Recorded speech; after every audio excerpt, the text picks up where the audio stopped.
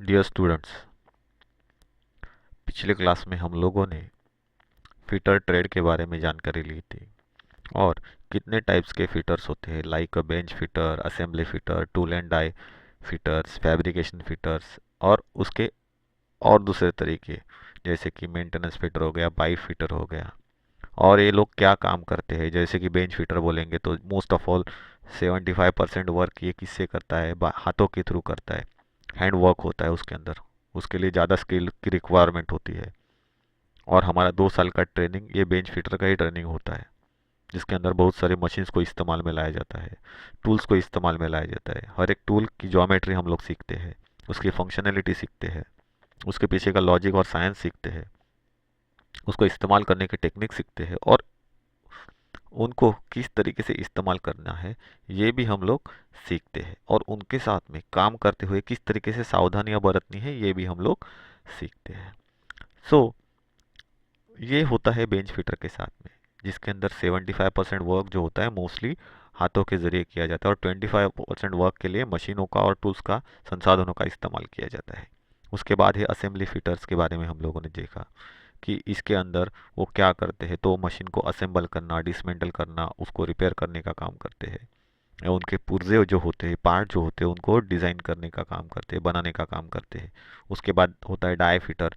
सो अलग अलग प्रोडक्ट की जो डाइज होती है उन डाइस को बनाने का काम करता है। फैब्रिकेशन फिटर क्या करता है, स्ट्रक्चरल वर्क क्रिएट करता है, अलग अलग स्ट्रक्चर्स फैब्रिकेट करने का काम करता है। पाइप फिटर क्या करता है, industrial piping, house hold piping जो होती है उनको डिज़ाइन करने का, बनाने का काम करता है, उनको मेंटेन रखने का काम करता है। उसके बाद होता है मेंटेनेंस फिटर, जो कि बड़ी बड़ी मशीन जो होती है वर्किंग कंडीशन में वो अचानक से बंद पड़ती है तो उनको मेंटेनेंस करने का काम जो होता है वो मेंटेनेंस फिटर का रहता है। सो चाहे वो मशीन होने दो, इंस्ट्रूमेंट्स होने दो, इक्विपमेंट्स होने दो, उनको मेंटेन रखने का, उनका रिकॉर्ड रखने का काम मेंटेनेंस का वो मेंटेनेंस फिटर करता है। तो ये सभी चीज़ें हम लोगों ने पिछले क्लास के अंदर देखी थी, सीखी थी। लेकिन ये ध्यान में रखना है कि मैंने जैसे ही पहले बोला था कि हम लोग इंडस्ट्री में अलग अलग जगह पे काम करते हैं। जैसे कि कुछ लोग एज अ केमिकल फिटर के तौर पे काम करते हैं, कुछ मेंटेनेंस के फिटर के तौर पे काम करते हैं, कुछ लोग जहाँ पे सीमेंट मैन्युफैक्चरिंग होती है वहाँ पे कुछ लोग काम करते हैं as a maintenance fitter, as a production fitter, as a technician, as a engineer. So ऐसे अलग अलग जगह पे अलग अलग नामों से या अलग अलग स्पेसिफिकेशन से हमारे ट्रेड के लोग जो होते हैं ये लोग काम करते हैं। तो उस समय पे वहाँ पे होने वाली जो या काम करने की जो टेक्निक्स होती है, जो तरह होती है, ये कैसी होती है, अलग हो जाती है। तो उसके हिसाब से मशीनरीज बदल जाती है, टूल्स बदल जाते हैं, लेकिन इंसान वही रहता है। सो उस बंदे को हर एक इंडस्ट्री के हिसाब से अपने आप को सेफ रखना ज़रूरी होता है। और आज का क्लास जो होता है वो आज का क्लास हमारा सेफ्टी प्रिकॉशंस के ऊपर होगा और उसके बाद में हम लोग देखेंगे कि इंडस्ट्री में एक्सीडेंट्स क्यों होते हैं और उसके पीछे के रीजंस क्या होते हैं। ये हमारा नेक्स्ट क्लास होगा। तो फर्स्ट हम लोग इस क्लास के अंदर देखने वाले सेफ्टी प्रिकॉशंस के बारे में। मतलब क्या है कि सुरक्षितता। सेफ्टी प्रिकॉशंस का मतलब क्या होता है, सुरक्षितता। सो सुरक्षितता या सावधानियां जिसको हम लोग कहते हैं, उनको क्यों बरतना चाहिए या उनको अप्लाई क्यों करना चाहिए और ये अप्लाई करने का काम किसका रहता है, ये हम लोग आज इसके ज़रिए देखने वाले हैं।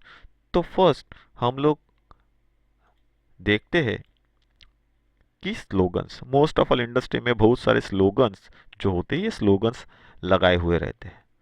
उनमें से ये कॉमन स्लोगन्स होते हैं। कॉमन स्लोगन का मतलब क्या है, हर जगह पे इनको इस्तेमाल में लाया जाता है।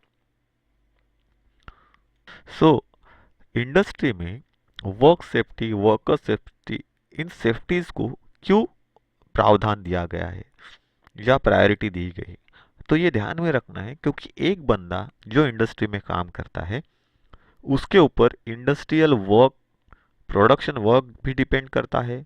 उसके ऊपर कंपनी की लागत लगी हुई रहती है।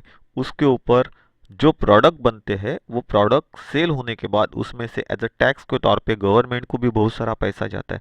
तो एक बंदा बहुत सारी चीज़ों को क्या करता है, इकोनॉमी में हेल्प करता है। सो अगर ऐसा इकोनॉमी को हेल्प करने वाला बंदा, जिसको हम लोग क्राफ्ट्समैन, वर्कर्स, टेक्नीशियंस, इंजीनियर्स कहते हैं, अगर ऐसा बंदा एक्सीडेंट की चपेट में आए तो ना खाली उसकी फैमिली को तकलीफ हो सकती है, ना खाली उसको तकलीफ हो सकती है, ना ही उस इंडस्ट्री को तकलीफ हो सकती है, तो नेशन को भी तकलीफ हो सकती है। क्योंकि नेशन मतलब जो हमारा सरकार है या हमारा देश है, इसको चलाने के लिए क्या चाहिए? पैसा चाहिए। और वो पैसा डेवलप करके देने का काम, मिलवा के देने का काम इंडस्ट्रियल चीज़ें हो करती है, या इंडस्ट्रियल प्रोडक्ट्स करती है। और इंडस्ट्रियल प्रोडक्ट्स बनाने वाले लोग कौन से होते हैं? तो टेक्नीशियंस, वर्कर्स, इंजीनियर्स।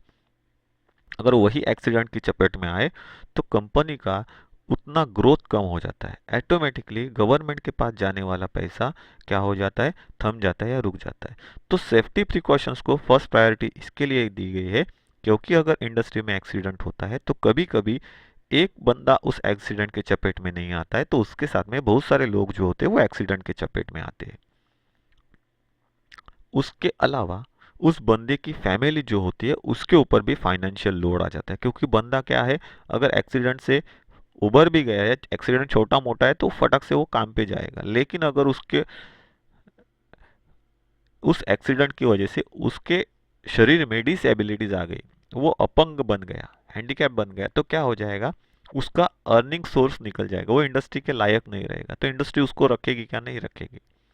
तो ऐसे समय पे फाइनेंशियली उसके फैमिली के ऊपर लोड आ जाएगा। सो उसी के साथ इंडस्ट्री के ऊपर भी बहुत सारा क्या हो जाएगा? फाइनेंशियली प्रॉब्लम क्रिएट होगा। क्योंकि हम लोग हजारों और लाखों की बात करते हैं, लेकिन गवर्नमेंट जो होती है वो 1 रुपया 1 पैसे का हिसाब भी कंसिडर करती है। तो उस जनरेट होने वाले रेवेन्यू के ऊपर भी असर होगा जब एक कोई वर्कर एक्सीडेंट की चपेट में आएगा। इसके लिए इंडस्ट्रियल सेफ्टी नॉर्म्स जो होते, इंडस्ट्रियल सेफ्टी नॉर्म्स बनाए गए हैं, जिसकी वजह से इंडस्ट्री में काम करने वाले जो वर्कर्स है, टेक्नीशियन से या इंजीनियर से, उनको सेफ रखा जाए, उनको किसी एक्सीडेंट से बचाया जाए। इसके लिए क्या किया गया है? सेफ्टी प्रिकॉशन जो है, ये सेफ्टी प्रिकॉशंस बनाए गए हैं। तो ये जो सेफ्टी प्रिकॉशंस के रूल्स है, उनको जानने से पहले हम लोग क्या कर रहे हैं? इन स्लोगन्स को देख रहे हैं। तो अगर हम लोग फर्स्ट स्लोगन अगर देखेंगे यहाँ पे, तो वहाँ पे लिखा है सेफ्टी इज अ जॉब। और वो कैसा जॉब है? ये फर्स्ट जॉब है। मतलब आप कहीं भी जा रहे हो इंडस्ट्री में वर्क करने के लिए, तो वहां पे फर्स्ट आपको सेफ्टी के ऊपर ध्यान देना है। आपकी वजह से कोई एक्सीडेंट ना हो पाए, ये आपको देखना है। अगर उसके नीचे का स्लोगन अगर हम लोग देखेंगे, तो ये सेफ्टी फर्स्ट क्यों है? सेफ्टी इज अ जॉब या फर्स्ट जॉब, ये क्यों है? ये हम लोगों ने, मैं पहले ही आपको एक्सप्लेन कर चुका हूँ। दूसरा क्या है? You are the person responsible for your safety. तो इसमें क्या बताया सेकंड स्लोगन में? यू आर द पर्सन, आप वो पर्सन है जो आपकी सेफ्टी के लिए खुद जिम्मेदार है। मतलब आपकी गलती आपको एक्सीडेंट के चपेट में ले जाएगी। हम लोगों को मत कहना, क्योंकि आपके बॉडी के पार्ट्स है, आपको उनको सेफ रखना है। दूसरा सेफ या उनका केयर करने के लिए नहीं आएगा। क्योंकि अगर आपकी उंगली काम करते समय कहीं पे कट गई तो दोबारा वो उंगली करने के लायक आप नहीं रहोगे। ये हमेशा ध्यान में रखना है। मतलब ना ही किसी को आप उंगली कर पाओगे। जोक सपाट, लेकिन ये ध्यान में रखना है कि आपके बॉडी की पार्ट्स की वैल्यू आपको मालूम है। जिसका अंगूठा गया है उसको पूछो कि लिख कैसे सकते हैं, नहीं लिख सकते। ये चीज है। तो हमेशा ये ध्यान में रखना है कि आप आपकी सेफ्टी के लिए रिस्पॉन्सिबल होते हैं। तो ये हमेशा इंडस्ट्री में स्लोगन लिखा हुआ रहता है, you are the person responsible for your safety. आप आपकी सेफ्टी के लिए जिम्मेदार है। और उसी की वजह से हमारे जो सेफ्टी प्रिकॉशंस के रूल्स बने हुए हैं, ये रूल्स किसी पर्टिकुलर बंदे के लिए बने हुए हैं, हर एक पर्सन के लिए बने हुए, ना ही इंडस्ट्री में वो बताने के लिए बंदे हुए लगे हुए हैं।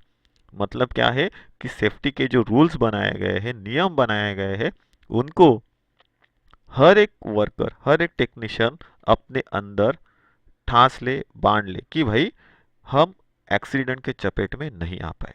जैसे मैं पहले ही आपको बता चुका हूँ कि हम लोग घर में सब्जी काट रहे, छुरी तेज धार है, आप उसको चला रहे हो, तो आप ये केयर कर रहे हो कि छुरी ना मेरे हाथों को छू जाए, नहीं तो वहाँ पे कट लग सकता है, कटिंग हो सकता है, खून निकल के आ सकता है। सेम एज इट इज, घर में हम लोग कुछ खाना पका रहे हैं तो बर्तन गर्म है, बर्तन को नीचे रखना है, तो उसके लिए आप क्या करते हो, किसी टोंग का इस्तेमाल करते हो या फिर कपड़े से उस बर्तन को उठा के नीचे रखते हो, ना कि बेयर हैंड से उसको नीचे रखते हो, क्योंकि हमको मालूम है कि अगर बेयर हैंड से हम लोग हाथ पकड़ने के लिए जाए उस बर्तन के ऊपर तो उसका एक झटका हमारे हाथों को लग सकता है, वो जला सकता है हमारे हाथों की स्किन को। ये हम लोगों को पता है, मतलब हम लोग वहाँ पे केयर करते हैं। Same as it is industry में जिस तरीके से वर्क होता है उससे रिलेटेड ये सेफ्टी प्रिकॉशंस बनाए गए हैं। उसके बाद नेक्स्ट देखेंगे तो thing safety is everyone job. मतलब क्या है कि हम लोग सेफ्टी रख रहे हैं, और सेफ्टी रखना ये हर किसी का जॉब है। मतलब मैं अगर खुद सेफ्टी रख रहा हूँ और मेरे आजू बाजू वाले सेफ्टी नहीं रख रहे हैं, सेफ्टी प्रिकॉशंस नहीं फॉलो कर रहे हैं, तो उसका मतलब क्या है कि एक्सीडेंट उनकी वजह से होगा लेकिन फंसूंगा मैं भी। तो इसीलिए मैं खुद को भी सेफ रखने का काम करता हूँ, मैं खुद भी उन रूल्स को फॉलो करता हूँ और मेरे आजू बाजू वाले जो लोग हैं उनको भी मैं फॉलो करने के लिए लगाता हूँ। बिकॉज इंडस्ट्री में जो काम होता है एज अ टीम वर्क के तौर पे काम होता है। एग्जाम्पल के तौर पे नीचे अगर हम लोग इस फिगर में देखेंगे तो देखिए एक बंदा काम कर रहा है, तो ये इंडिविजुअल वर्क है, यहाँ पे कोई लोग नहीं है। वो बंदा पूरे तरीके से सूट पहन के आया है, इंडस्ट्रियल मास्क पहन के आया है, हेलमेट है, पीछे ऑक्सीजन टैंक लगी हुई है, और यहाँ पे वो काम कर रहा है। इसका मतलब क्या है, जब वो इस तरीके का मास्क पहन के आता है तो इसका मतलब ये केमिकल प्लांट है, जहाँ पे बहुत सारे केमिकल जो है जो हमारी बॉडी के लिए हार्मफुल है वो वहाँ पे प्रोड्यूस हो रहे हैं या कहीं ना कहीं से बाहर आ रहे। तो अगर ऐसे सिचुएशन में वो बंदा हमारा उसका मास्क निकाले तो उसका असर उसके ऊपर हो सकता है। इसीलिए वो क्या कर रहा है, पूरे तरीके से सेफली वर्क कर रहा है। अगर उसके ऊपर वो ध्यान नहीं देगा तो उसको अपनी जान भी गंवानी पड़ सकती है। तो ये सभी चीज़ें सेफ्टी में इंक्लूड की गई। तो सेफ्टी प्रिकॉशन जो है, ये सेफ्टी प्रिकॉशन या सेफ्टी रूल्स बनाने के पीछे वही वजह है कि एक वर्कर जो कोई प्रोडक्ट बनाता है या जो कोई चीज़ बनाता है, उससे होने वाली अर्निंग्स जो होती है वो उसके खुद के लिए ही नहीं होती, तो वो नेशन को भी अर्निंग करवा के देता है। अगर ऐसा अर्निंग करवा के देने वाला बंदा एक्सीडेंट की चपेट में आ जाए तो जिसकी वजह से नेशन का नुकसान भी हो सकता है, ना उसकी फैमिली का, ना उसके खुद का, ना किसी इंडस्ट्री का। तो ये सभी चीज़ें उसके ऊपर डिपेंड्स होती है, तो उसको सेफ रखना ये फर्स्ट प्रायोरिटी है। इसीलिए industrial safety rules and regulations, ये एक्ट जब इंडस्ट्री बनाई गई तब उस एक्ट को अप्लाई किया गया। इसीलिए बहुत सारी इंडस्ट्रीज ऐसी है, अगर आप सेफ्टी वेयर्स नहीं पहन रहे हो तो आपको काम करने की जगह पे जाने की इजाज़त नहीं मिलेगी, जब तक आप उन सेफ्टी वेयर्स को पूरे तरीके से अच्छी तरीके से पहनोगे नहीं तब तक। तो इसी के ऊपर बने हुए कुछ बेसिक रूल्स है। तो मैंने आपको पहले ही बोला है कि इंडस्ट्री के हिसाब से ये सेफ्टी रूल्स बनाए गए, लेकिन कुछ सेफ्टी रूल्स ऐसे हैं जिनको सभी इंडस्ट्री के लिए सिमिलर माना गया है, सेम माना गया है, मतलब उसके अंदर चेंजेस नहीं हो सकते। ये बेसिक रूल्स है। तो उन बेसिक सेफ्टी रूल्स के बारे में हम लोग यहाँ पे जानकारी हासिल करने वाले हैं। हम लोग स्टार्ट करते हैं सेफ्टी के बारे में। तो सेफ्टी के बारे में हम लोगों ने, मैंने आपको बहुत सारी चीज़ें बताई गई कि सेफ्टी किसके ऊपर डिपेंड्स होती है। मोस्ट ऑफ ऑल उस बंदे के ऊपर, उस क्राफ्टमैन के ऊपर, इंजीनियर्स के ऊपर जो इंडस्ट्री में काम कर रहे हैं एक पर्टिकुलर मशीन पे, एक पर्टिकुलर जगह पे। तो वो अगर सेफ्टी प्रिकॉशंस ध्यान में रखेंगे तो एक्सीडेंट्स नहीं हो पाएंगे। सो जनरली अगर हम लोग देखेंगे तो accidents do not happen, they are caused. मतलब क्या है, एक्सीडेंट जो होते हैं ये खुद ब खुद नहीं होते, उनके पीछे कुछ ना कुछ रीजंस होते हैं। सो इंडस्ट्रियल सेफ्टी रूल्स जो बनाए गए हैं उन रीजंस को फाइंड आउट करके ही बनाए गए हैं कि ये एक्सीडेंट किस वजह से हो गया। तो अच्छा, इस वजह से ये एक्सीडेंट हो गया है, तो इसका मतलब क्या है कि हम लोगों को ये रूल बनाना जरूरी है और उसी के हिसाब से उन रूल्स को बनाया गया है, ना कि ये अपने आप आए हुए हैं। तो एक्सीडेंट किस किस तरीके से हो गए, इंडस्ट्री चालू होके या इंडस्ट्री डेवलप होके बहुत सारे साल हो गए हैं। सो उतने सालों में अलग अलग मशीन्स के ऊपर, अलग अलग इंडस्ट्रीज में जो एक्सीडेंट्स हुए गए हैं या हुए हैं, उनको ध्यान में रखते हुए उन सेफ्टी प्रिकॉशंस को बनाया गया और इंडस्ट्रीज में अप्लाई किया गया। तो इसके लिए ये बताया गया है कि accidents do not happen, they are caused. ये हमेशा ध्यान में रखना है कि एक्सीडेंट जो होते हैं ये कभी खुद ब खुद नहीं होती, उनके पीछे कुछ ना कुछ रीजंस होती है और उन रीजंस की वजह से ये सेफ्टी रूल्स जो है ये सेफ्टी रूल्स बनाए गए हैं। तो उन एक्सीडेंट्स को ना होने देना, यही एक गुड क्राफ्ट्समैन की क्या होती है, काबिलियत होती है, या गुड टेक्नीशियंस हम लोग बोल सकते हैं, इंजीनियर्स की काबिलियत होती है, जिसकी वजह से वो खुद को भी सेफ रखता है और अपने जो कलीग्स होते हैं उन कलीग्स को भी सेफ रखने का काम करता है। तो ये कहा जाता है कि एक्सीडेंट जो होते हैं ये 98% ह्यूमन केसेस की वजह से होते हैं। मतलब क्या है, इंसानी गलतियों की वजह से या इंसान की वजह से 98% एक्सीडेंट जो होते हैं इंडस्ट्री में होते हैं और 2% because of the machine errors. तो हमेशा ये ध्यान में रखना है, मशीन खुद का दिमाग नहीं होता है, वो अपने आप नहीं चलती, उसको चलाने का, उसका मेंटेनेंस करने का काम भी इंसान का होता है। तो अगर मशीन के अंदर एरर बन रहा है या खराबियां आ रही है तो इसके पीछे किसी इंसान का ही हाथ होगा। उसने उन मशीनों का रखरखाव सही तरीके से नहीं किया, उसको बराबर मेंटेन नहीं किया, जिसकी वजह से वो मशीन में एरर आ गया और इसी की वजह से क्या होता है, एक्सीडेंट होता है। तो एक्चुअली कहा जाता है 98% ह्यूमन केसेस और 2% मशीन एरर्स की वजह से एक्सीडेंट्स होते हैं। लेकिन ये ध्यान में रखना है, ये 2% के पीछे भी इंसान ही होता है। तो कहा जाए तो 100% जो होते हैं ये केसेस इंसान की वजह से होते हैं, बिकॉज ऑफ द ह्यूमन। लेकिन एज पर द नॉर्म्स ये 2% जो होता है वो मशीन की तरफ ढकेला जाता है। मतलब क्या है, ये मैंने नहीं किया, ये मशीन की वजह से हो गया। लेकिन वहां पे रूल्स को अनफॉलो करने का काम भी लोग ही करते हैं, इसीलिए वो एक्सीडेंट्स वहां पे होते हैं। तो ये हमेशा ध्यान में रखना है, because of the 98% accidents are happen because of the human causes and 2% because of the machine errors. So safety precaution जो होते हैं उन सेफ्टी प्रिकॉशंस को कुछ कैटेगरीज में डिवाइड किया गया है। तो कौन सी कैटेगरीज है? फर्स्ट होता है personal safety, as per industrial norms personal safety. दूसरा होता है जनरल सेफ्टी और तीसरा होता है मशीन सेल्फ सेफ्टी। सो ये जो सेफ्टी प्रिकॉशंस है उनको जनरली ऐसे कहा जाता है, personal safety precaution, general safety precaution, machine safety precaution. लेकिन हमारे यहाँ पे हम लोग उसको कहते हैं personal self safety precautions, general self safety precaution और machine self safety precaution. So personal के पीछे सेल्फ लगाने की वजह क्या है, या सॉरी पर्सनल सेफ्टी प्रिकॉशन या सेल्फ सेफ्टी प्रिकॉशन हम लोग जिसको कह सकते हैं, पर्सनल या सेल्फ सेफ्टी प्रिकॉशन, फिर जनरल सेल्फ सेफ्टी प्रिकॉशन और machine self safety precaution. Self का मतलब क्या है, तो हम लोग यहाँ पे देखेंगे पर्सनल या सेल्फ सेफ्टी प्रिकॉशन का मतलब है कि वो पर्सन, वो बंदा खुद खुद को सेफ रखने का काम करेगा, अपने आप को सेफ रखने का काम करेगा और उसके लिए जो रूल्स फॉलो करेगा वो सभी किस में आएंगे, पर्सनल सेल्फ सेफ्टी प्रिकॉशंस के अंदर आएंगे। दूसरा जो है ये जनरल सेल्फ सेफ्टी प्रिकॉशन। सो जनरल सेल्फ सेफ्टी प्रिकॉशन की अगर हम लोग बात करें तो जनरल में क्या होता है, जनरल का मतलब मेरे अलावा बाकी सभी लोग जो जीवित है, तो उनको सेफ रखने के लिए जो मैं रूल्स फॉलो करूंगा that is known as a general self safety precaution. So मेरे खुद के लिए सेल्फ सेफ्टी, उसके बाद बाकी लोग जो है उनके लिए जनरल सेफ्टी और तीसरा जो है ये है मशीन सेल्फ सेफ्टी प्रिकॉशंस। ऐसे 3 कैटेगरीज में एज पर द नॉर्म्स ये सेफ्टी प्रिकॉशंस के रूल जो है ये रूल्स क्या किए गए हैं, कैटेगरीज किए गए हैं, अलग अलग डिवाइड किए गए। तो उनको हम लोग आगे अच्छी तरीके से समझेंगे और जानेंगे। तो यहाँ पे अगर हम लोग देखेंगे तो यहाँ पे एक ड्राइंग दिया है, एक डायग्राम दिया है, एक चित्र बनाया है।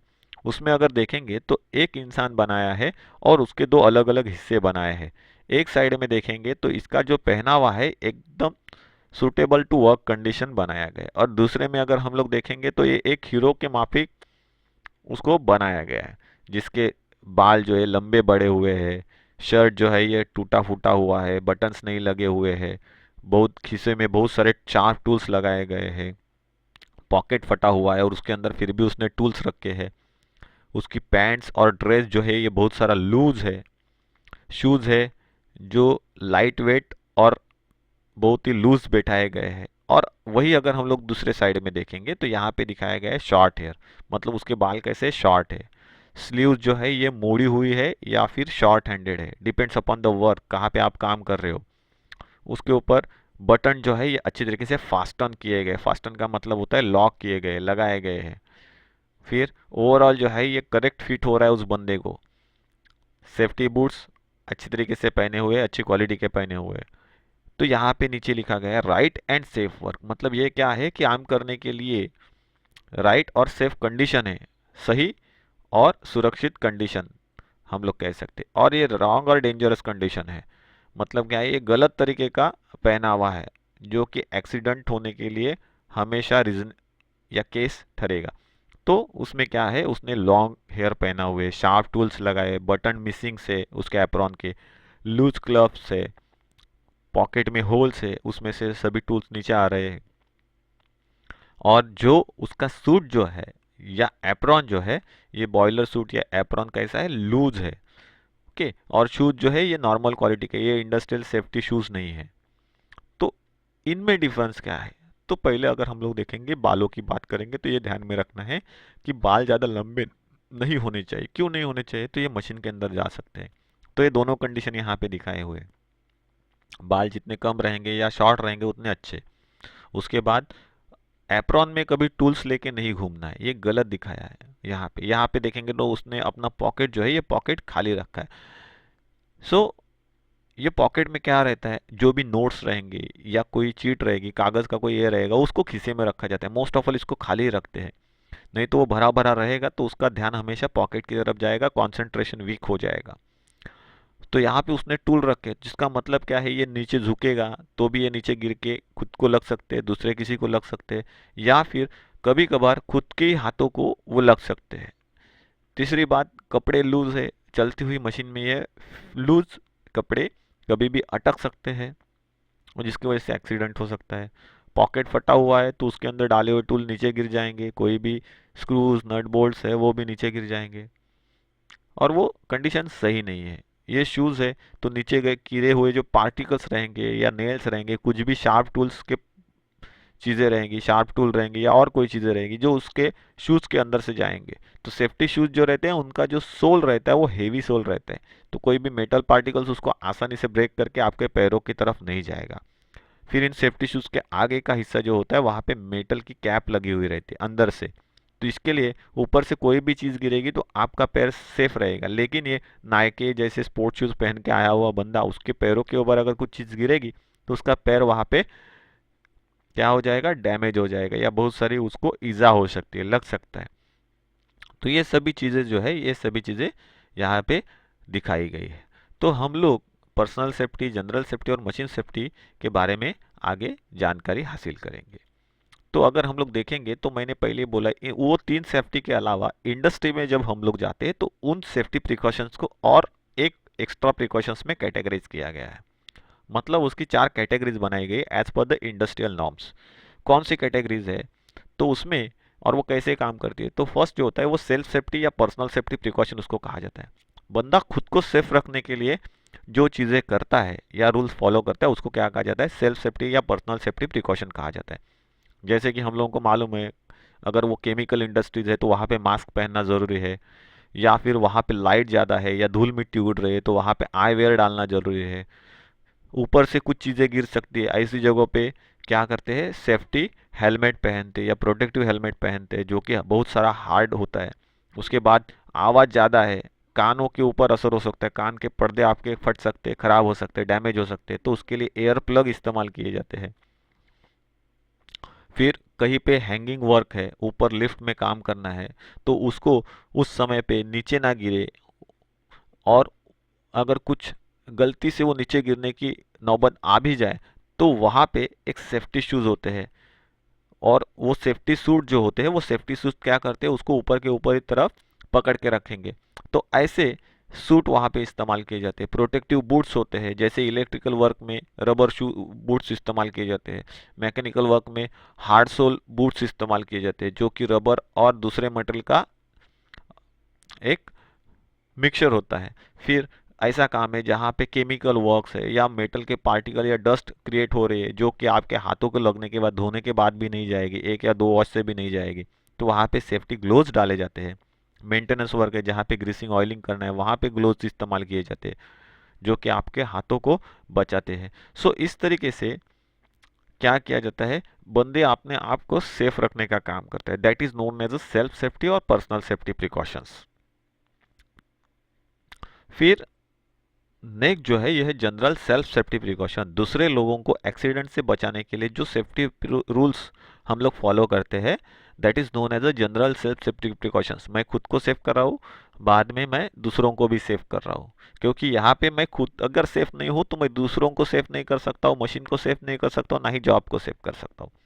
तो इसीलिए फर्स्ट होता है सेल्फ सेफ्टी प्रिकॉशन, दूसरा होता है जनरल सेल्फ सेफ्टी प्रिकॉशन, दूसरे लोगों को जो जीवित है उनको सेव करना, मेरे कलीग्स हैं उनको सेव करना, उसके लिए जो रूल्स अप्लाई किए जाते हैं that is comes under in general self safety precautions category. उसके बाद थर्ड कैटेगरी जो बनाई गई है एज पर इंडस्ट्रियल रूल्स, सो वो होती है machine, tools, equipments, instruments, self safety precaution. मतलब जो बंदा उसको हैंडल कर रहा है, मैं अगर किसी मशीन को इस्तेमाल कर रहा हूँ, टूल्स को, इक्विपमेंट्स को और इंस्ट्रूमेंट को इस्तेमाल कर रहा हूँ, तो उनको सेफ रखने का, उनको सेफली इस्तेमाल करने का काम किसका है, मेरा है।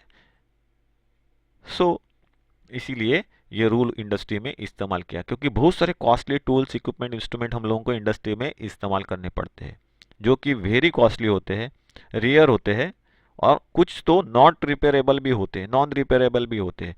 सो अगर वो खराब हो जाए तो पूरा का पूरा चेकिंग का, कटिंग का या फंक्शनिंग जो है दूसरा, या अदर ऑपरेशन जो है, ये रुक जाएंगे। सो ऐसा नहीं होने देना है, इसीलिए उनका केयर करना जरूरी है, उनको सही तरीके से इस्तेमाल करना जरूरी है। और ये काम किसके थ्रू होना चाहिए, मेरे थ्रू होना चाहिए, इसीलिए उसको सेफ्टी प्रिकॉशंस के आगे सेल्फ लगा है। सेल्फ का मतलब होता है हमारी तरफ से ये सुरक्षितता, सावधानियां क्या होनी चाहिए, बरतनी चाहिए या फॉलो होनी चाहिए। उसके बाद होता है लास्ट में जॉब सेल्फ सेफ्टी प्रिकॉशन। मतलब क्या है, जॉब आपका रॉ मटेरियल। सो ये जॉब का जो मटेरियल होता है, ये जॉब का मटेरियल भी इंपॉर्टेंट रखता है, क्योंकि हम लोग रॉ मटेरियल से प्रोडक्ट बनाते हैं। अगर ऐसे बहुत सारे जॉब हम लोगों ने वेस्टेज गवा दिए तो उसका मटेरियल ना ही वेस्टेज जाएगा, उसके पीछे लगने वाली हमारी जो एफर्ट्स है, वो एफर्ट्स क्या हो जाएंगे, वेस्ट जाएंगे। इलेक्ट्रिसिटी वेस्ट जाएगी, उसके पीछे लगने वाली लागत जो होती है ये वेस्ट हो जाएगी, बहुत सारी चीजें वहां पे वेस्ट हो जाती अगर एक जॉब वेस्ट हो जाता है तो। और जिसका मतलब क्या है, हम लोग कंपनी को नुकसान में डाल रहे हैं। सो कंपनी का लॉस मतलब हमारा लॉस, सो हमारी ग्रोथ जिससे नहीं होगी, इसके थ्रू ही हम लोग नेशन का लॉस करते हैं। ये सभी चीजें होती है, इसीलिए जॉब को भी सेफ रखना जरूरी होता है जहाँ पे हम लोग काम करते हैं, क्योंकि उस रॉ मटेरियल की भी वैल्यू होती है, उस जॉब के मटेरियल की भी एक वैल्यू होती है, वर्क पीस के मटेरियल की वैल्यू होती है, और उसी को सेफ रखने का जो भी रूल्स रेगुलेशन है उसको कहा जाता है जॉब सेल्फ सेफ्टी प्रिकॉशंस या वर्क पीस सेफ्टी प्रिकॉशंस। सो ये चार कैटेगरीज बनाई गई, लेकिन अगर हम लोग देखेंगे तो फर्स्ट में किसको रखा है, खुद को रखा है, दूसरों में मेरे आजू बाजू वालों को रखा है, तीसरे में मशीन टूल्स इक्विपमेंट्स को रखा है, और चौथे में जॉब सेफ्टी प्रिकॉशन। तो इन चार स्टेप्स में इन सेफ्टी प्रिकॉशंस को क्या किया गया है, कैटेगरीज किया गया है। तो हमको क्या बताती है कि ये ध्यान में रखना है, पहले खुद को सेफ रखो, क्योंकि हमारे बॉडी के पार्ट्स, ऑर्गन जो है, ये मार्केट में गाजर मूली के भाव में नहीं मिलते। दूसरा है, सेम वैसे ही मेरे आजू बाजू वाले लोग हैं, मैंने खुद को सेफ रखा है, वैसे ही मेरे आजू बाजू वाले लोग हैं, क्योंकि मेरे गलती की वजह से या उनकी गलती वजह से मेरे को या उनको नुकसान ना हो, तो उनको सेफ रखने का काम भी मेरा ही है। तो मैं भी उन रूल्स को अप्लाई करना चाहता हूँ, उनको सेफ रखने का काम करता हूँ। तो इसके लिए दूसरे वैल्यू उनको दिया गया है, क्योंकि उनके अंदर जान है। तीसरा जो है, वो जो होता है मशीन टूल्स और इक्विपमेंट्स के बारे में। अभी हमारी जान की वैल्यू और दूसरे लोगों की जान की वैल्यू के बाद नेक्स्ट जो वैल्यूएबल थिंग जो होती है इंडस्ट्रीज में, वो होती है मशीन्स। महंगी होती है, उसके ऊपर पैसा लगा हुआ रहता है। टूल्स, इक्विपमेंट्स, इंस्ट्रूमेंट, ये सभी महंगे होते हैं क्योंकि उनके ऊपर पैसा लगा हुआ लगता है, लागत लगी हुई रहती है। सो हम लोग, मैं खुद सेफ हो गया, मैंने मेरे आजू बाजू वालों को सेफ कर लिया, अभी मेरा काम होता है उनको सेफ करना, क्योंकि उसी की वजह से तो प्रोडक्शन निकलता है, कोई भी प्रोडक्ट, जॉब बनाया जा सकता है। तो अगर वही खराब होंगे तो हम लोग इंडस्ट्री में प्रोडक्ट नहीं बना सकते, और जिसकी वजह से हमारे वहाँ पे इकोनॉमिकल लॉसेस हो सकते हैं, फाइनेंशियली लॉसेस हो सकते हैं। इंडस्ट्री के फाइनेंशियल लॉसेस मतलब हमारे खुद के लॉसेस, ये हमेशा ध्यान में रखना है। तो उनको सेफ रखने का काम मेरे को करना है, क्योंकि अगर भले वो टूटे नहीं लेकिन खराब हो जाए, काम करना बंद कर दे, तो नया आने तक हम लोगों को हमारा काम रोकना पड़ेगा। तो ये सभी चीज़ें हमारे थ्रू की जाती है। वो कैसे खराब ना हो उसको देखना, उनको खराब होने से बचाने का काम हमारे थ्रू किया जाता है। और ये सभी किसके अंडर आते हैं, कौन से कैटेगरी के अंडर आते हैं? तो machine tools equipments instrument self safety precautions के अंडर आते हैं। उसके बाद लास्ट में होता है जॉब सेल्फ सेफ्टी प्रिकॉशंस। मतलब क्या है, जॉब का जो रॉ मटेरियल होता है उसका कॉस्ट मशीन टूल्स इक्विपमेंट और इंस्ट्रूमेंट से भी कम होता है, इसीलिए जॉब सेल्फ सेफ्टी प्रिकॉशंस। तो इनको उन 4 कैटेगरीज में डिवाइड किया गया। लेकिन अगर गलती से कुछ होता है तो हमेशा ये ध्यान में रखना है कि जॉब अगर खराब हो जाएगा चलेगा, एक मटेरियल तो खराब होगा, लेकिन एक्सीडेंट की सिचुएशन से हम लोगों ने खुद को बचा लिया। मशीन टूल्स इक्विपमेंट इंस्ट्रूमेंट ये खराब होते हैं तो भी चलेगा, वो आ जाएंगे, उनके अंदर जान नहीं है, उनके पार्ट्स मार्केट में अवेलेबल है, भले 2 दिन 3 दिन बंद रहेंगे लेकिन फिर भी बाद में हम लोग उसको चालू कर सकते हैं। लेकिन मेरे आजू बाजू वाले लोग जो है वो अगर गलती करते हैं और एक्सीडेंट होता है तो उनकी जान को भी खतरा है और मेरे जान को भी खतरा है। लेकिन एक्सीडेंट में वही चपेट में आएंगे तो उनके गलती की वजह से उनके बॉडी के पार्ट जाएंगे, लेकिन मैं तो खुद हूँ। हमेशा इसके लिए कहा जाता है सेल्फ सेफ्टी प्रिकॉशन को फर्स्ट में रखा गया है, क्योंकि खुद के जान की और खुद के ऑर्गन्स की वैल्यू और पार्ट्स की वैल्यू, बॉडी पार्ट्स की वैल्यू ये खुद को ही पता होनी चाहिए। इसीलिए कहा जाता है कि किसी अंधे से पूछो कि आँख की वैल्यू क्या है, किसी बहरे को पूछो कि आपका आवाज सुनाई नहीं दे रहा है तो कैसा लग रहा है। ओके, किसी और तरीके से हैंडीकैप्ड है उसको पूछो कि भाई आपके पैरों की वैल्यू, आप एक पैर नहीं है, 2 पैर नहीं तो आपको कैसा लग रहा है। हाथ नहीं है उसको पूछो, उंगलियां नहीं है जिसने उंगलियां गवाई उसको पूछो कि आपको उसकी खामी क्या महसूस होती है। इसीलिए ये हमेशा ध्यान में रखना है इंडस्ट्री में काम करते समय या जहाँ पे हम लोग प्रैक्टिकल्स करने वाले ऐसी जगहों पे काम करते समय सेफ्टी रूल जो है, इन सेफ्टी रूल्स को सही तरीके से फॉलो करना ज़रूरी है। अगर उनको सही तरीके से फॉलो नहीं कर रहे तो हम लोग एक्सीडेंट की चपेट में कहीं ना कहीं आ जाएंगे। तो इनको जो 4 कैटेगरीज में डिवाइड किया गया है उनके बारे में हम लोग थोड़ी सी जानकारी हासिल करेंगे, थोड़ा थोड़ा सा नॉलेज उन सभी कैटेगरीज के बारे में लेंगे। तो उसमें से फर्स्ट होता है सेल्फ सेफ्टी प्रिकॉशन, या जिसको कहा जाता है पर्सनल सेल्फ सेफ्टी प्रिकॉशन।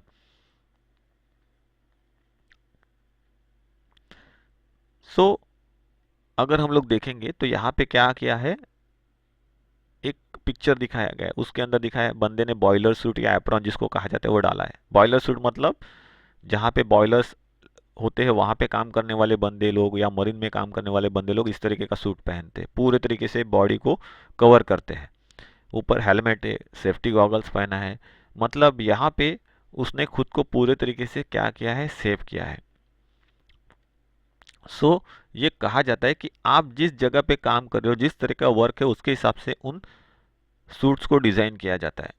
जो हम लोग इस्तेमाल करते हैं वर्कशॉप में उनको एप्रॉन कहते हैं, जो बॉयलर पे काम करते हैं या रिग में काम करते हैं या मरीन में काम करते हैं, शिप में काम करते हैं, वो लोग क्या इस्तेमाल करते हैं, बॉयलर सूट इस्तेमाल करते हैं। दोनों में थोड़ा बहुत डिफरेंस होता है। तो क्या होता है, काम करने की जगह के हिसाब से ये बॉयलर सूट जो होते हैं उनको डिज़ाइन किया जाता है, कौन सा काम करने वाला है उसके हिसाब से उन बॉयलर सूट को कलर कोड दिया हुआ होता है, मतलब अलग अलग कलर से वो सूट जो होते हैं वो बने हुए रहते हैं।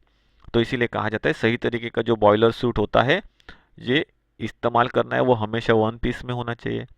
दूसरा है कीप ओवरऑल बटन फास्टनर, मतलब क्या है, आपके बॉयलर सूट के जो बटन है उनको खुला नहीं रखना है। नहीं तो कुछ लोग क्या करते हैं, मेरे को गर्मी लग रही है मैं खुला रख देता हूँ, मतलब उतना ठंडा हुआ लगेगा, तो ये गलत है। आपके हर एक बॉयलर सूट के बटन जो है, एप्रॉन के बटन जो है लगे होने चाहिए, टाइट होने चाहिए।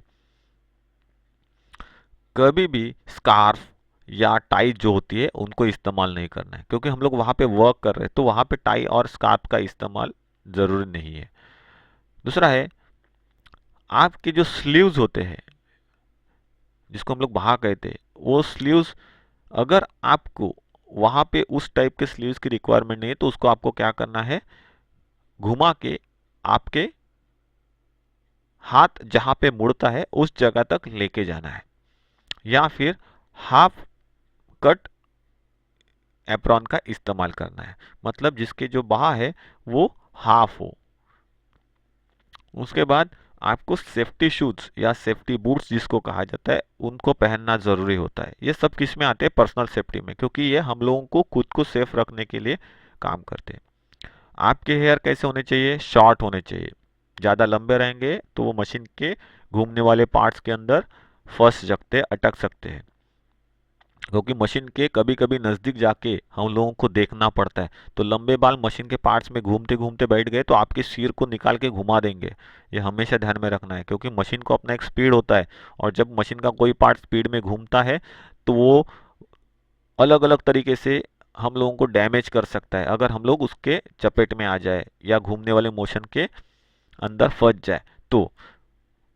उसके बाद आपके हाथ में ना ही चेन होनी चाहिए, रिंग होनी चाहिए या वॉच होनी चाहिए जब भी आप कभी काम करने जाओ तो, वर्कशॉप में काम करो तो या मशीन शॉप में काम करो तो।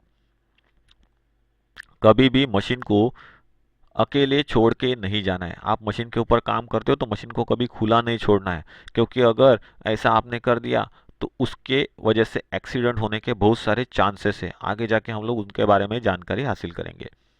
उसके बाद कूलेंट जो होता है या कटिंग फ्लूइड जो होता है, उसके इस्तेमाल से आपको अपने हाथ जो है ये कभी धोने नहीं चाहिए, क्लीन नहीं करने चाहिए उसके ऊपर कुछ भी लगा, क्योंकि ये कूलेंट या कटिंग फ्लूइड जिसको हम लोग कहते हैं उसके अंदर क्या होते हैं, बहुत सारे केमिकल्स का मिलाप होता है। केमिकल से उनको बनाया जाता है, केमिकल मिक्सचर से उनको बनाते हैं। तो वो जॉब को ठंडा रखते हैं, मशीन को रस्ट होने नहीं देते, जॉब को रस्ट नहीं होने देते, लेकिन ये केमिकल्स होने की वजह से ये आपको ये हाथों को डैमेज कर सकते हैं। तो उनसे कभी हम लोग हाथों को या पैरों को नहीं धोते या उसके ऊपर लगा हुआ ग्रीस या ऑयल नहीं निकालते। उसके लिए सोप का इस्तेमाल करना है। कभी भी ये ध्यान में रखना है, मशीन के ऊपर सेफ्टी गार्ड्स लगे हुए रहते हैं, जो कि मशीन के मूवमेंट होने वाले जो पार्ट्स होते हैं उनको बाधा पहुंचने से या उनको स्टॉप होने से क्या करते हैं, रोकते हैं। मतलब क्या है कि मशीन के घूमने वाले पार्ट अगर ओपन रहेंगे और कोई वहां पे आते जाते कुछ उन पार्ट्स के अंदर कुछ डाल दे तो क्या हो जाएगा, वो पार्ट्स लॉक हो जाएंगे, डैमेज हो सकते हैं, और जिसकी वजह से एक्सीडेंट हो सकता है। या फिर अगर उनको गार्ड्स नहीं है तो वहां पे जो बंदा काम कर रहा है गलती से उसका हाथ जा सकता है, कपड़ा वहां पे फंस सकता है। तो एक्सीडेंटल केसेस जहां पे होती है वहां पे क्या किया जाता है, मशीन के घूमने वाले पार्ट्स के ऊपर गार्ड लगाया जाता है। तो उन गार्ड्स को जब मशीन चालू है तब कभी नहीं निकालना है। जब आपको जरूरत है कुछ मेंटेनेंस करने की और उन गार्ड्स को निकालना है, तभी उन गार्ड्स को आपको क्या करना है, निकालना है।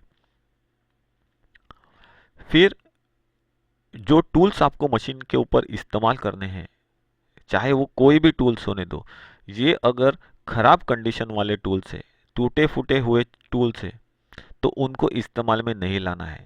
आपको उसका रिपोर्ट करना है आपके सुपीरियर को, और उसको ये बताना है कि ये जो टूल्स या इंस्ट्रूमेंट्स है ये खराब है, डैमेज है। फिर नेक्स्ट जो है इसको कहा जाता है कि मशीन को तब तक स्टार्ट नहीं करना है जब तक आप जॉब को सही तरीके से मशीन के ऊपर माउंट नहीं कर देते। मशीन का फीड जो है, ये फीड उस जॉब के हिसाब से नहीं सेट करते। फीड का मतलब होता है टूल का कटिंग करने का रेशो या तरह, उसको हम लोग क्या कहते हैं, फीड। और उसके बाद जब तक आपका वर्किंग करने की जगह क्लियर नहीं है, आप नहीं चाहते कि वहां पे और कोई बंदा आपके अलावा काम करे, या जिसका जरूरत नहीं वो लोग बंदे वहां पे है, तो आप तब तक उस मशीन को चालू ना करें जब तक वहां से वो लोग निकल ना जाए।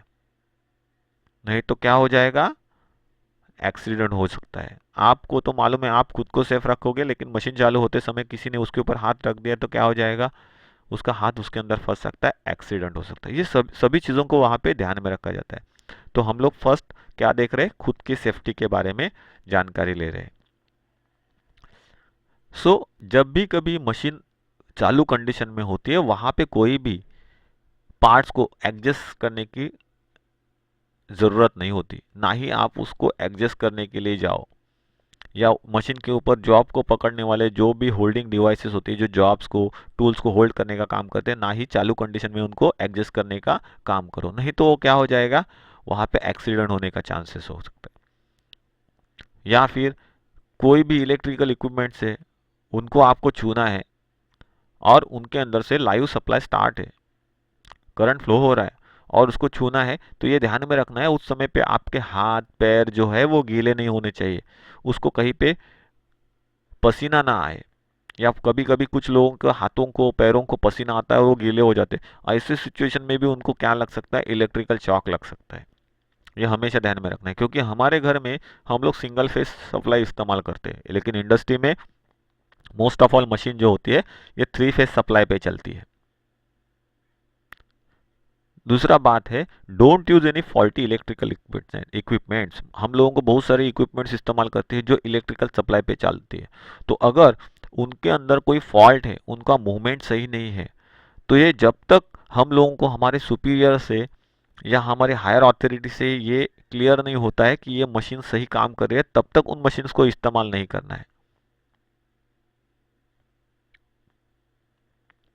बाद में ये देखना है कि सभी जो इलेक्ट्रिकल कनेक्शंस बने हुए हैं जिस जगह पे मैं काम कर रहा हूँ वो सभी तरीके से सही है। और मेरे काम करने से पहले मैं क्या करूँगा, एक स्पेशली ट्रेंड इलेक्ट्रिशियन से उन सभी की जांच करवाऊंगा कि ये सभी सही तरीके से वर्क करे, उनसे मेरे को कोई खतरा नहीं है, कोई शॉक नहीं लग सकता है, और उसके बाद मैं उनको ऑपरेट करने का काम करूंगा। नेक्स्ट जो है, मैं खुद के काम के ऊपर क्या करूंगा, कंसंट्रेट करूंगा। मेरे को मेरे खुद के जॉब के ऊपर कंसंट्रेट करना जरूरी है। और मेरा नेचर कैसा रहेगा, शांत। हम लोग जिसको बोलते हैं एग्रेसिव एटीट्यूड नहीं चाहिए। यहाँ पे हमारा एटीट्यूड कैसा चाहिए, क्लैम चाहिए, शांत चाहिए, माइंड सूटेड होना चाहिए। अगर एग्रेसिव रहेगा तो क्या हो सकता है, एग्रेशन की वजह से खुद भी एक्सीडेंट के चपेट में आ सकता है बंदा, और दूसरे को भी एक्सीडेंट में डाल सकता है। हमेशा खुद के कामों में ध्यान क्यों देना है, क्योंकि मैं अगर मेरे काम के अलावा और किसी के काम में ध्यान दूं और मेरे जगह पे कुछ गलत हो जाए तो फिर उसका हर्जाना मेरे को ही भरना है। जैसे कि एक्सीडेंट भी हो सकता है, या कोई टूल और इंस्ट्रूमेंट खराब हो सकता है, या फिर जॉब खराब हो सकता है, डिपेंड्स। सो यहाँ पे हम लोगों ने ये चीज़ भी समझ ली कि आपके काम के ऊपर आपको क्या करना है, कॉन्सेंट्रेट करना है। और हमेशा हमारा नेचर या बर्ताव जो कैसा है, ये शांत रहना चाहिए। नेक्स्ट जो मेथड है, ये है या रूल है, ये हमेशा हमारा काम जो होता है ये हमेशा स्टेप में ही होना चाहिए, मेथोडिकली ही होना चाहिए। जैसे बताया गया है उस स्टेप बाय स्टेप में ही हमारा वर्क होना चाहिए। अगर कहीं पे हम लोग कोई शॉर्टकट इस्तेमाल करते हैं तो इसका मतलब है कि एक्सीडेंट होना उसकी वजह से तय है, या फिर हमारे प्रोडक्ट के ऊपर एरर आना तय है। उसके बाद नेक्स्ट ध्यान में रखना है कि don't engage your self in conversing with other while concentrating on your job। जब आप अपने जॉब के साथ में काम कर रहे हैं, आप आपका प्रोडक्ट डिजाइन कर रहे हैं, बना रहे हैं, मशीन के ऊपर काम कर रहे हैं, तो उस समय पे आपका ध्यान हमेशा आपके काम में होना चाहिए, ना कि बाकी लोग जो काम कर रहे हैं या बाकी लोग जो आपके साथ में बात कर रहे हैं उनकी तरफ आपका ध्यान होना चाहिए। नहीं तो क्या हो सकता है, एक्सीडेंट हो सकता है, जॉब भी डैमेज हो सकता है, मशीन भी खराब हो सकता है, और आपको भी लग सकता है। उसके बाद ये ध्यान में रखना है, हमारे अलावा बाकी लोग जो काम कर रहे हैं उनका ध्यान अपनी तरफ खींचने का कोई जिम्मेदारी नहीं होता है, या कोई वजह नहीं होनी चाहिए। हम लोग खुद को भी सेफ रख रहे हैं और दूसरों को भी सेफ रख रहे हैं। हमेशा एक चीज़ ध्यान में रखना है, चालू मशीन से उन चालू मशीन्स को जैसे ही हम लोगों ने बंद किया तो इंस्टेंटली वो बंद नहीं होते, वो घूमती रहती है। ऐसे सिचुएशन में आप उन मशीन्स को आपके हाथों के थ्रू बंद करने जाए घूमने वाले पार्ट्स को, तो इसका मतलब है कि आप आपके हाथों को या बॉडी पार्ट्स को ईजा पहुंचाने वाले हैं, या वो एक्सीडेंट के चपेट में आ सकती है। सो इसके लिए कोई भी मशीन का पार्ट्स जो बंद किया है और वाप घूम रहा है तो उसको खुद ब खुद रुकने दो, उसको अपने हाथों से रुकाने की कोशिश ना करो। ये सभी सेफ्टी प्रिकॉशंस जो है ये किसके अंदर आते हैं, सेल्फ सेफ्टी प्रिकॉशन या पर्सनल सेफ्टी प्रिकॉशंस के अंडर आते हैं। नेक्स्ट हम लोग जो देखेंगे ये कौन सा है, general safety precautions. So next class के अंदर हम लोग general safety precautions, machine tools equipment safety precautions और जॉब सेल्फ सेफ्टी प्रिकॉशंस के बारे में जानकारी लेंगे। Till then, good day.